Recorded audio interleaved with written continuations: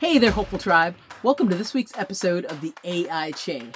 This is the show where I take one of the world's oldest known texts, the I Ching, and I synthesize it with one of the world's newest, an AI-generated response.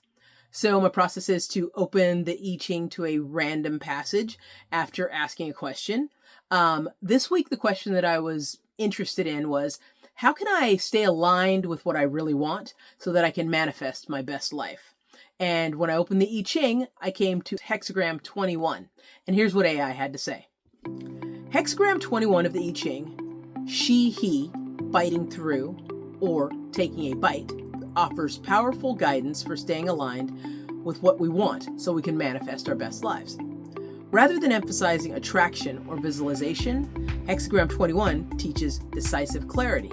Manifestation stalls not because our desire is weak, but because something obstructs it. Confusion, avoidance, mixed comments, or unspoken truths. Hexagram 21 shows us how to remove the blocks that are in the way of our flow. Alignment requires discernment and action, not just commitment. To bite through is to confront what stands between you and what you want, cleanly, firmly, and without cruelty. To guide our thoughts, we can name the obstruction honestly. Hexagram 21 asks us to stop negotiating with what we already know. Notice thoughts like, this isn't the right time. I don't want people to be mad at me. Maybe this is going to settle itself on its own. So guidance here is that clarity comes from naming the real obstacle. A powerful self-inquiry might be, what am I avoiding saying? What am I avoiding deciding, avoiding ending, or doing? And aligned thinking cuts through self-deception and self-delaying tactics. To guide our feelings, we can use discomfort as guidance, not deterrence. Hexagram 21 teaches that discomfort is not a sign to stop. It's a signal that something needs our attention. So we may feel irritation, anxiety, guilt, even more tension than normal.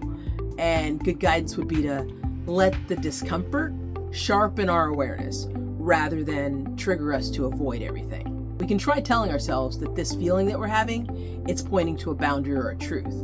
Emotional alignment grows when we trust these inner signals. To guide our actions, we can be decisive and act proportionately. This hexagram is associated with clear consequences and fair enforcement. We can act by making decisions we've been postponing, setting the boundaries we've been circling, and removing distractions or commitments that are diluting our focus. And while doing these things, it's important to avoid harshness or dramatics, either with ourselves or with others. Good guidance here would be that firm action taken once is so much better than soft action repeated endlessly. We might ask ourselves, before acting, what clean action would restore my integrity here? Manifestation accelerates when energy is no longer split between what we want and what we think we should want. Here's a 1-week alignment practice inspired by Hexagram 21. In the mornings, name one desire that matters and what might be blocking it.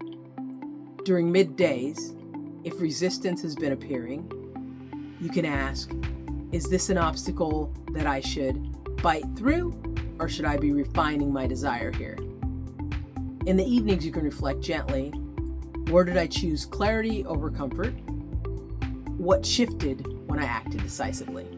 In essence, Hexagram 21 teaches that manifestation depends on integrity of alignment.